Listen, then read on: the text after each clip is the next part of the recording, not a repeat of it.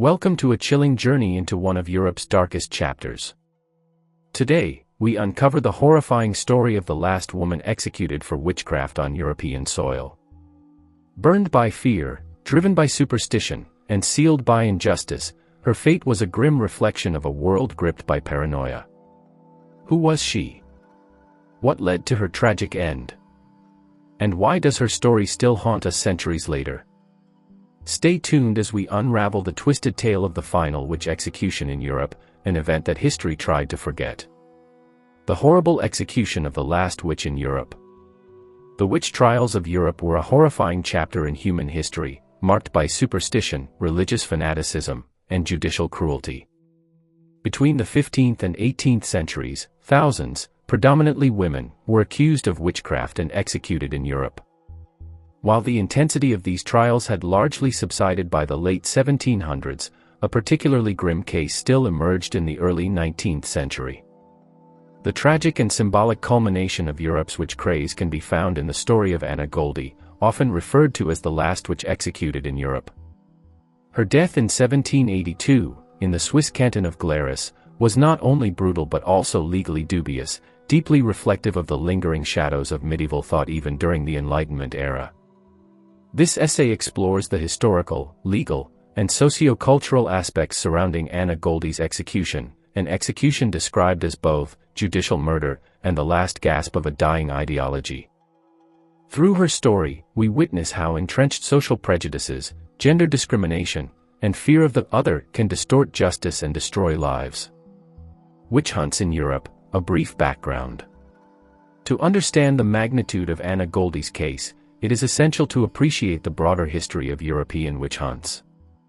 The so-called witch craze swept through Europe from the late 1400s to the early 1700s, spurred by religious conflict, social upheaval, and the publication of treatises such as Malleus Maleficarum, 1487, which laid out procedures for identifying and prosecuting witches.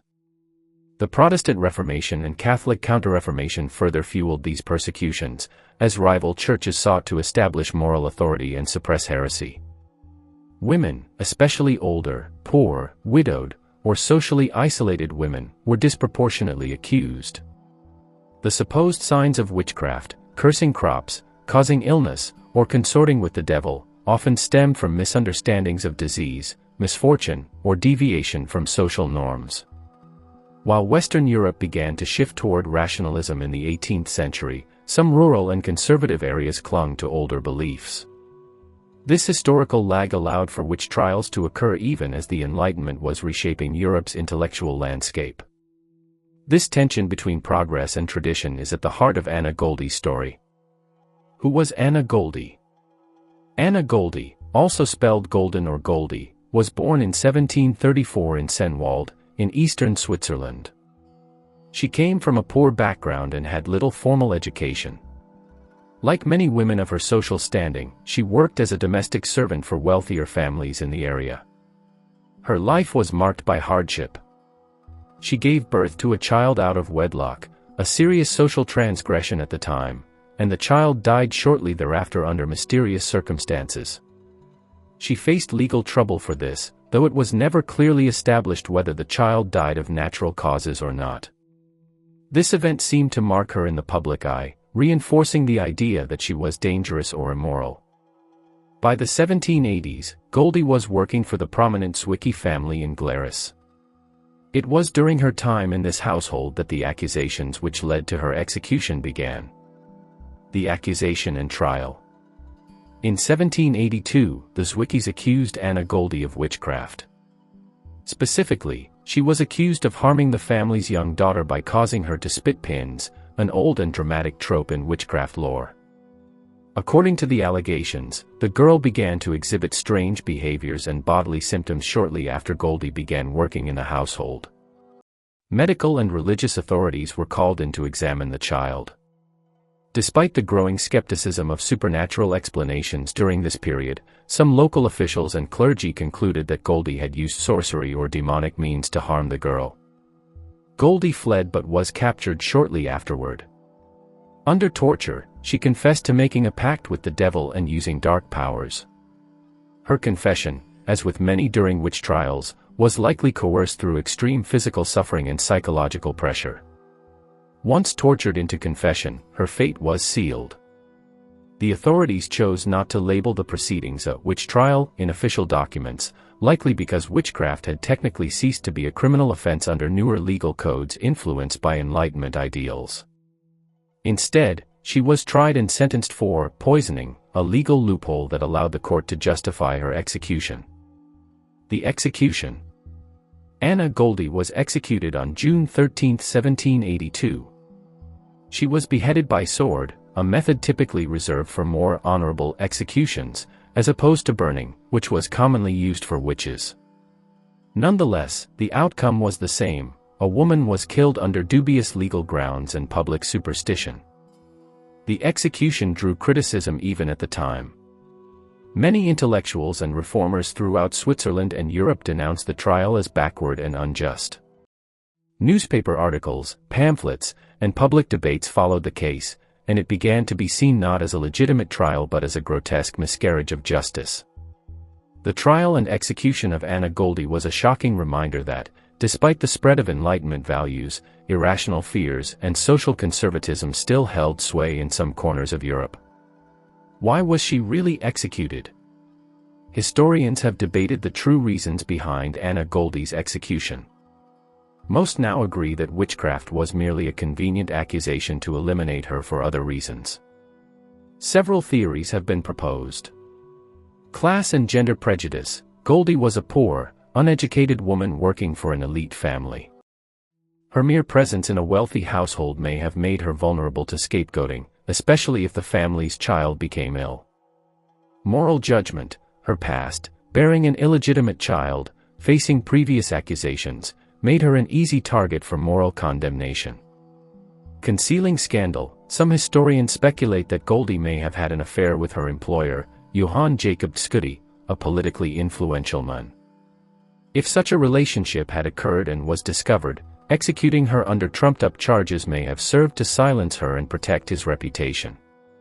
Superstition and fear. Though Enlightenment thinking was widespread, rural Switzerland still harbored beliefs in demonic possession and the supernatural.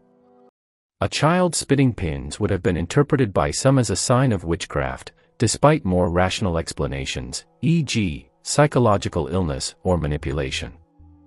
In essence, Anna Goldie was not executed because she was a witch, but because she was poor, female, vulnerable, and inconvenient to powerful interests. Aftermath and legacy. Anna Goldie's death did not go unnoticed. Her execution became one of the last, and most infamous, in a centuries-long history of European witch trials. Her case is often referred to as Europe's last witchcraft execution, though it is important to note that this is more symbolic than strictly factual. Some later accusations and isolated punishments occurred in the 19th century, though not typically resulting in execution. Over time, her story became a rallying point for reformers and historians interested in addressing past injustices. In 2008, more than 200 years after her death, the Swiss government formally exonerated Anna Goldie, calling her execution a judicial murder. The Swiss parliament declared that the case had been a miscarriage of justice and that she was wrongfully convicted. A museum, the Anna Goldie Museum for Human Rights, was established in her memory in Glarus, and her story is now used to educate the public about human rights, due process, and the dangers of mass hysteria. Symbolism and cultural impact. Anna Goldie's story resonates far beyond her time and place. Her execution symbolized the final death throes of Europe's long obsession with witches. It also highlighted the intersection of misogyny, social inequality, and unaccountable power, issues that remain relevant today. In literature, drama, and historical discourse, Goldie is sometimes compared to other victims of mass panic, such as the women of the Salem witch trials. Her story reminds us that injustice often hides beneath the mask of legality and that scapegoating thrives in environments where reason is eclipsed by fear. The irony of Goldie's execution is that it occurred during an age of scientific progress and philosophical enlightenment, a time when Europe was supposedly emerging from the dark ages of superstition. Her death was a sobering reminder that progress is not linear, and that even enlightened societies can commit barbaric acts when fear and prejudice override truth and justice. The execution of Anna Goldie in 1782 marked the symbolic end of Europe's witch hunts, but also exposed how far the continent still had to go in terms of justice, gender equality, and rational governance. Her life and death encapsulate many of the worst aspects of early modern European society: the demonization of women, the corruption of legal systems, and the fatal consequences of fear-driven governance. Her legacy lives on not only in museums and history books but also in broader lessons about human rights. In remembering Anna Goldie, we remember all those persecuted not for what they did, but for who they were in a society too fearful, or too cruel, to treat them justly. As the last witch executed in Europe, she stands as a powerful symbol, a victim of injustice, a casualty of outdated beliefs, and ultimately, a figure of resilience and remembrance in the long arc toward human dignity and legal reform. Thank you for joining us on this haunting journey into the past. The execution of the last witch in Europe serves as a chilling reminder of the dangers of ignorance, fear, and unchecked power. Her story may have ended centuries ago, but its echoes still resonate today. If this video moved you, don't forget to like, share, and subscribe for more true stories from history's shadowed corners. Let us know your thoughts in the comments, because remembering the past is the first step to never repeating it.